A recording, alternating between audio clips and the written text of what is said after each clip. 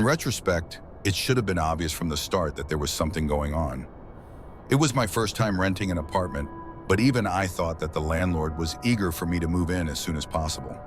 The rent was ridiculously low for the area, the apartment itself was in pristine condition, and the whole process from touring the apartment to moving only took about a week. Nothing like that comes without a catch.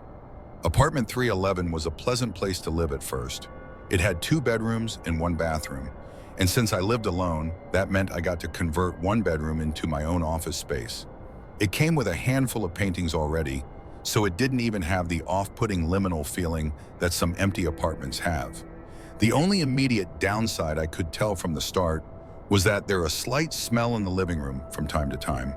It wasn't anything too noticeable, but you would occasionally get a faint whiff of some sort of musty odor. I was living in apartment 311 for a couple weeks before I noticed anything was wrong. It started out with simple stuff, like various knickknacks being placed on the wrong shelves, snacks and small objects going missing, things like that.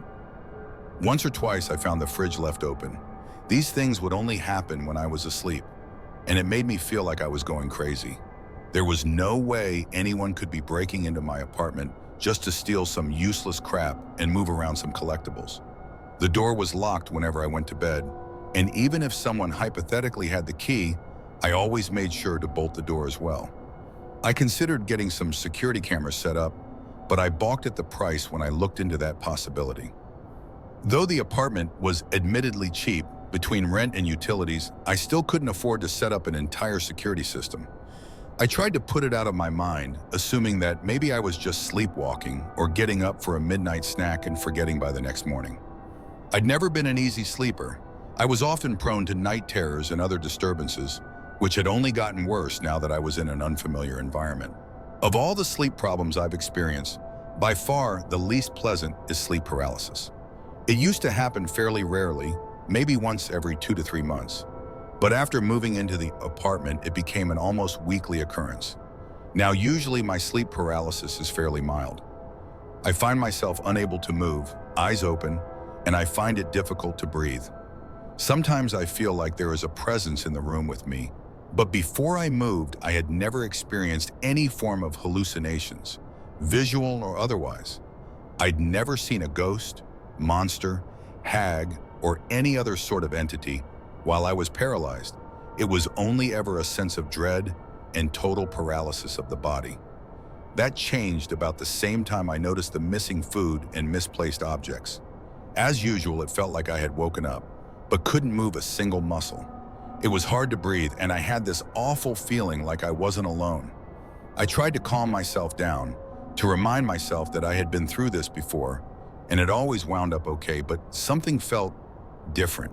It was then that I noticed the door to my bedroom slowly opening, inch by inch. I could hear the creak of the hinges as it swung inward. Someone or something was coming into my room. He peeked his head around first, dull eyes reflecting the faint glow of moonlight from my bedroom window. He was bald, with pale, flaky skin. I wanted to scream when I saw his expression, but I was still a prisoner of my own body. The man had a forced, rictus grin on his face, chipped yellow teeth clenched tightly together, grinding against one another. I watched in horror as the rest of the man's body slowly passed into the room, tiptoeing as if he were creeping up behind someone in a cartoon. The man was utterly emaciated, almost skeletal in appearance, and covered in sores and pockmarks. He was stark naked and smeared in dirt and filth. I could do nothing but watch as he slowly inched ever closer towards me until I could feel his hot breath upon my face.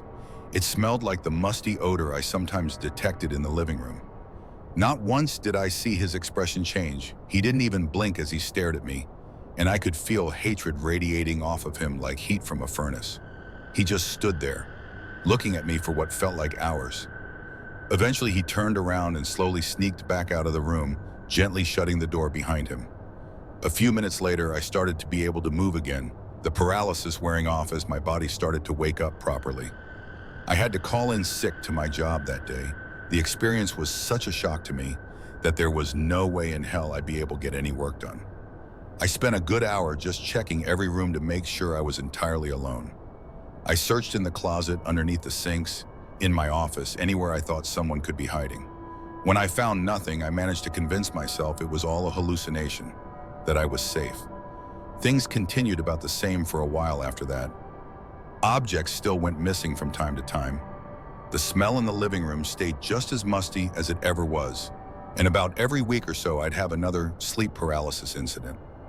Of course, now, every time I did experience sleep paralysis, I'd have to see my unwanted visitor again.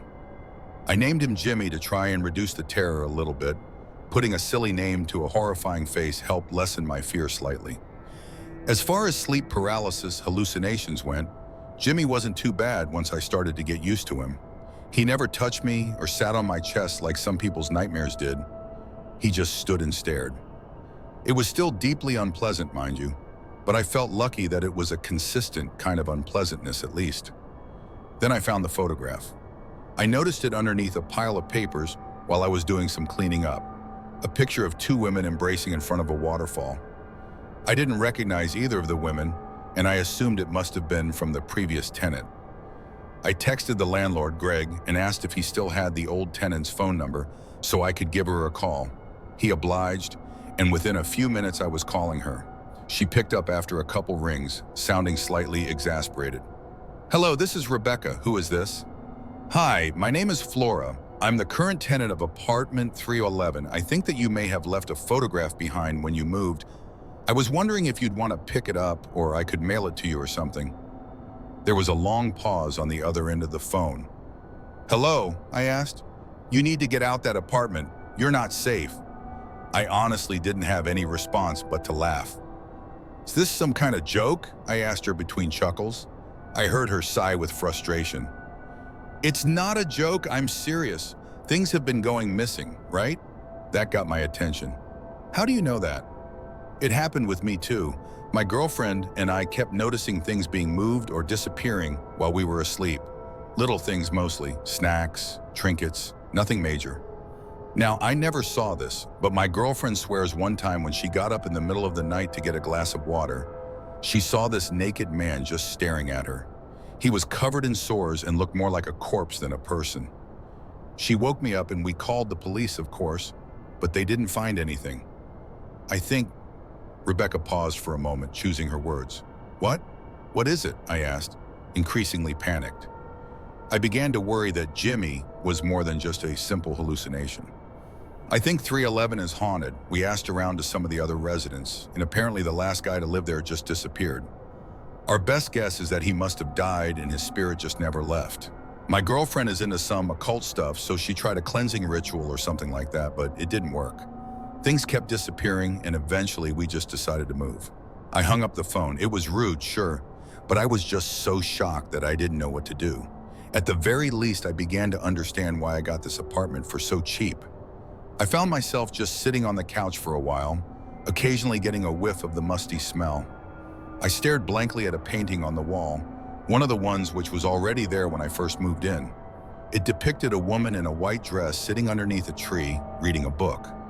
I couldn't tell what was making me so focused on it. It seemed utterly unrelated to what was happening.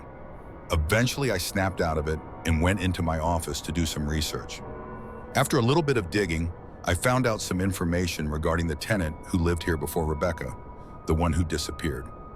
Apparently, one of his coworkers put out a missing persons report 6 months ago. His name was Michael Hansen, and I gasped when I saw a photograph of him. He looked exactly like Jimmy, albeit not so emaciated and filthy.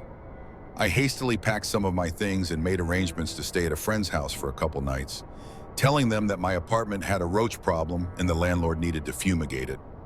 I called into work and gave them some sob story about an uncle dying, enough to get time off for a few days. With no more distractions from the ghost of Michael Hansen, I slept soundly on my friend's couch, unbothered by any sleep paralysis. The next 2 days were spent researching. I checked out dozens of books on folklore and the occult from the local library, scoured paranormal internet forums, and even watched a few episodes of some cheesy ghost hunting TV show. I was determined to figure out a way to put the spirit of Michael Hansen to rest. The stories were all wildly different, with countless potential solutions to my problem. Some sources said salt was a surefire way to banish spirits. Others said iron was a good ghost repellent, but most simply said I should give up and move. However, one myth piqued my interest. According to some beliefs, the spirits of the unquiet dead could be tied to objects from their life, binding them to the place where the object resided.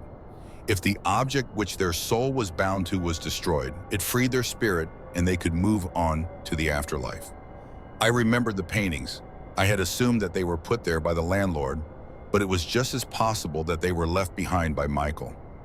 I arrived back to the apartment, determined to grab the paintings and burn them, laying Michael Hansen's soul to rest once and for all.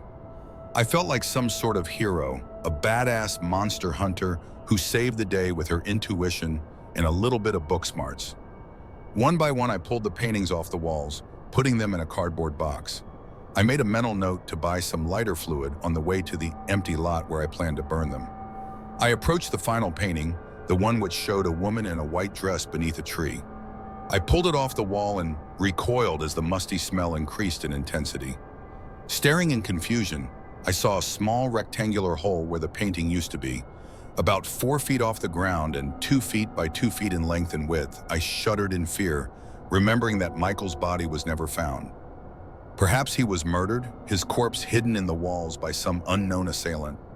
I nervously flicked on my flashlight, peered within the hole, and screamed. I ran out of apartment 311 as fast as I could before calling the police, sobbing with terror. I had been prepared to find a body, maybe cut up into little pieces and wrapped in duct tape. I was ready for death and decay and rot. There is something fascinating about ghosts, something somehow romantic about the notion that part of someone could live on even after death.